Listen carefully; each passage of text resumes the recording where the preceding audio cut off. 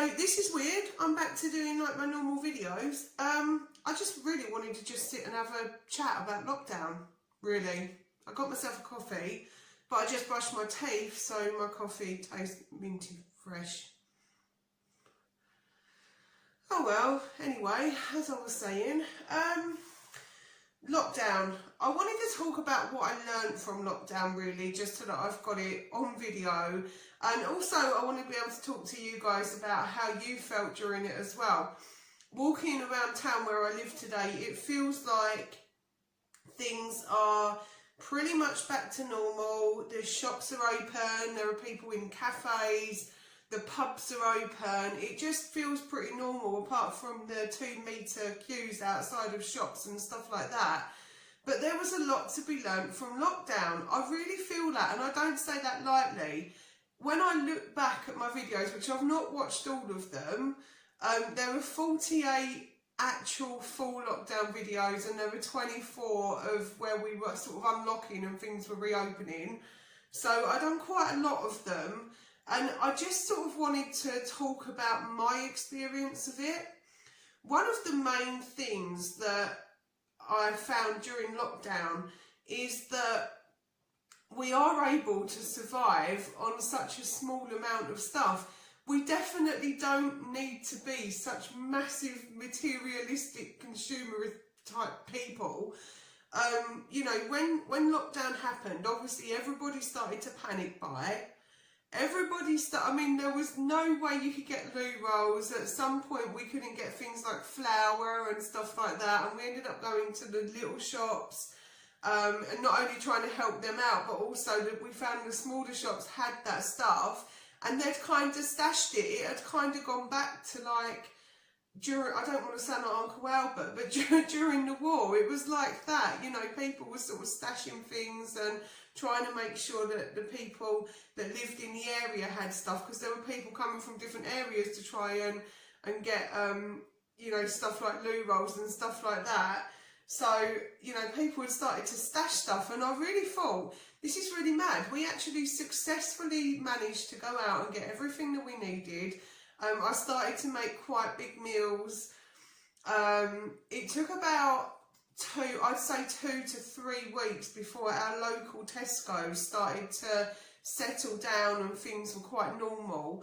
They didn't have everything, but they had essential items. Took a long time for them to get things like flour back.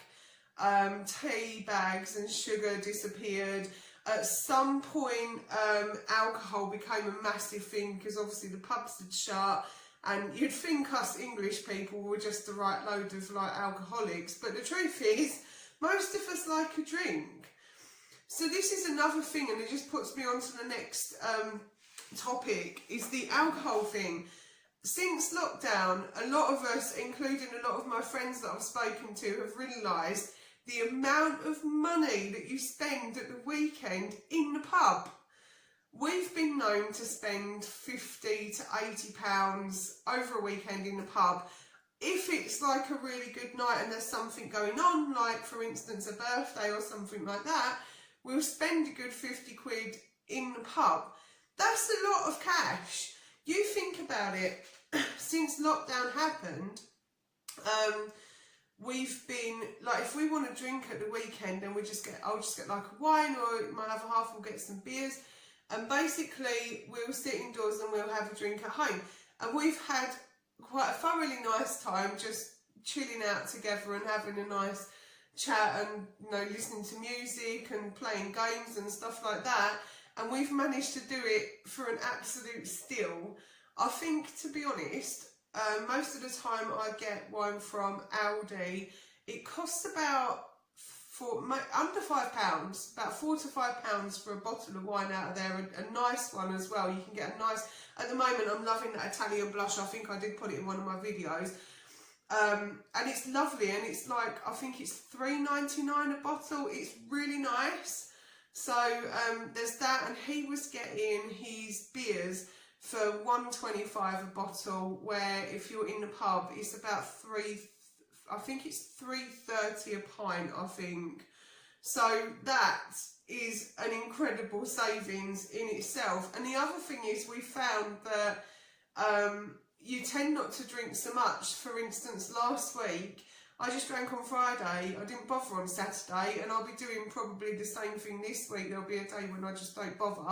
Now that I'm getting older, and when you do get older it's more difficult to handle your drink anyway, but yeah, I've found for definite that. So there's been the saving side of lockdown. Another thing is that your family and your friends are literally what makes your life. I have found that sort of being isolated and not being around everyone that I see on a weekly basis. On a Friday we would normally go to the pub, have a catch up with our friends, have a good chat with them about how the week's been, if it's been good or bad or whatever. We just tend to do that. Anyway, since lockdown it's been really difficult obviously to see our friends all the time, and so I've been doing like video chats each week, which sort of died out over the last couple of weeks, maybe a few weeks, because you know we were unlocking, so we were able to see each other. However, I have found that it's not the pub that we go to, it's actually our friends that tend to make our little group. And we've still been able to see each other, and it's still been great fun. Our family as well, it's been nice to talk to family and stuff, and when that stuff gets taken away from you, when you suddenly can't see them, you realise how much more they mean to you. So that was another thing that I found during lockdown. Spending sort of family quality time has been quite nice as well. Although we do still tend to do our separate things, and you know, my other half especially has been doing a lot of work on the house because he was literally off work for 10 weeks.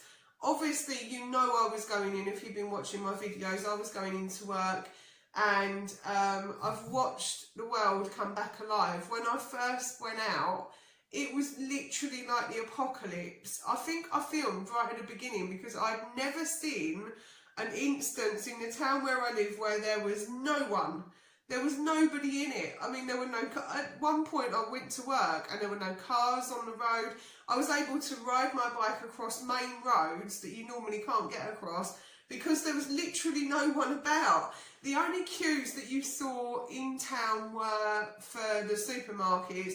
Aldi had quite big queues at first, and then when other stuff started to open, those queues died down and people were going elsewhere.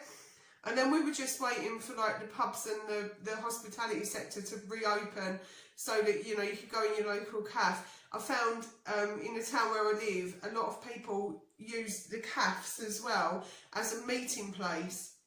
And so the fact that they weren't allowed to go in there and sit down and eat, that pretty much stopped people from coming out to them.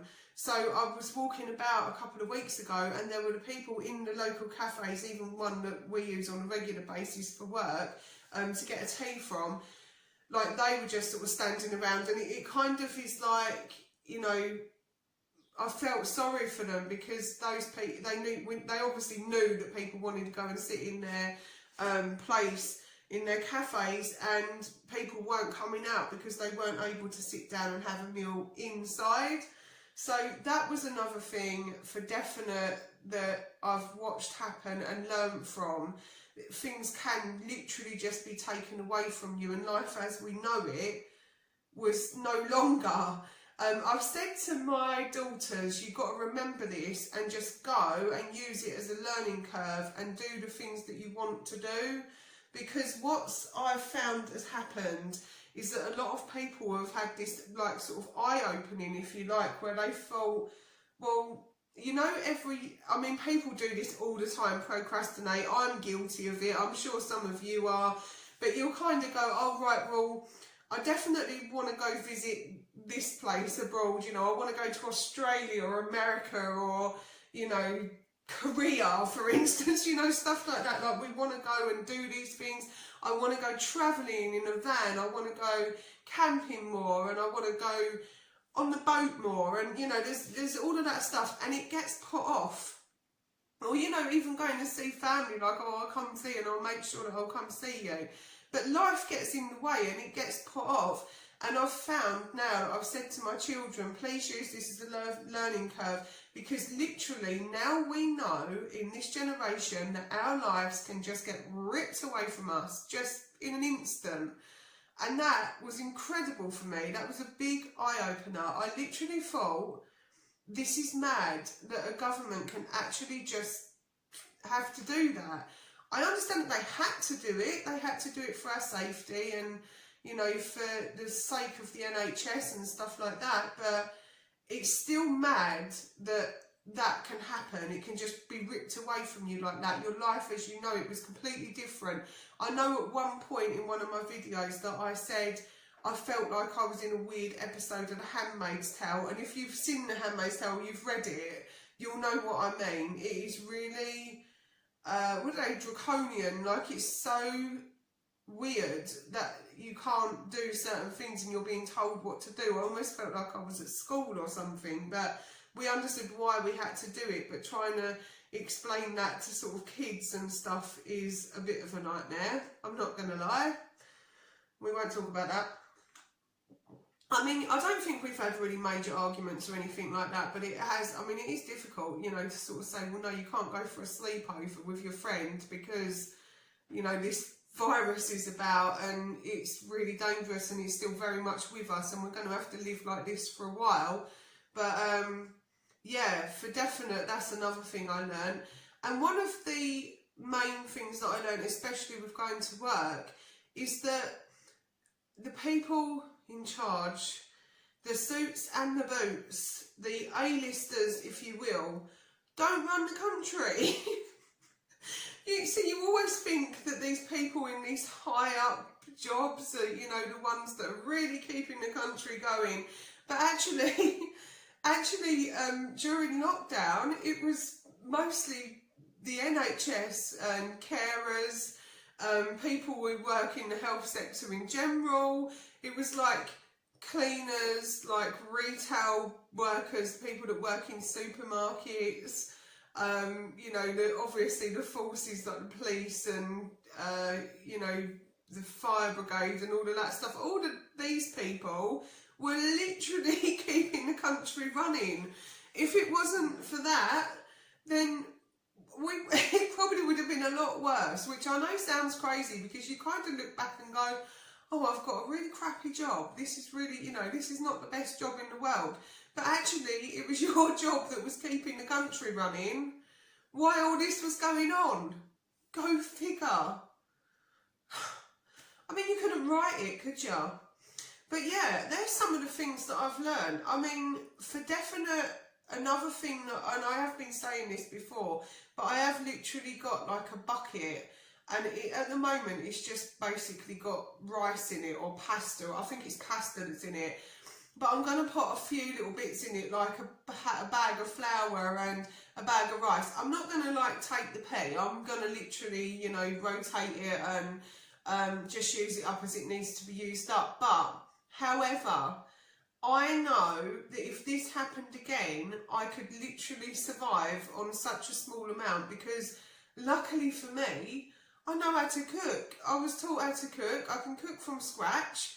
I don't need anything in a jar. It's literally convenience because I'm lazy. Oh God, I'm lazy.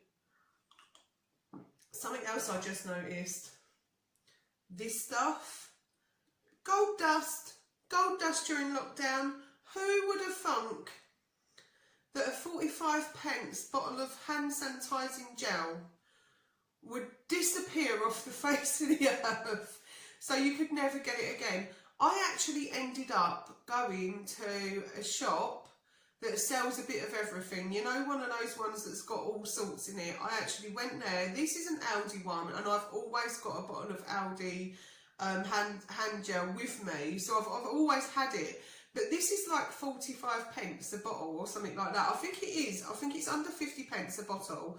I actually got a bottle this size from one of these shops that sells a bit of everything and it cost me $3.99 during lockdown. Wow, unbelievable. So yeah, for definite, there have been some eye-opening lockdown things that I've learned.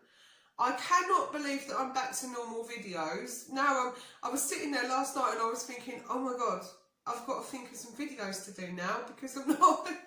So I thought I've got to do this one first. I've got to, you know, sort of do the lowdown, the debrief, the review of lockdown, if you like. But yeah, I just wanted to talk about it. Let me know in the comments what you learned from being locked down. Let me know what you think and what you've learned about the whole lockdown process. I would love to know. Also, just look out for new videos from me on Mondays, Wednesdays and Fridays. And I will see you on the next one. Like, comment and subscribe. And I will see you Wednesday.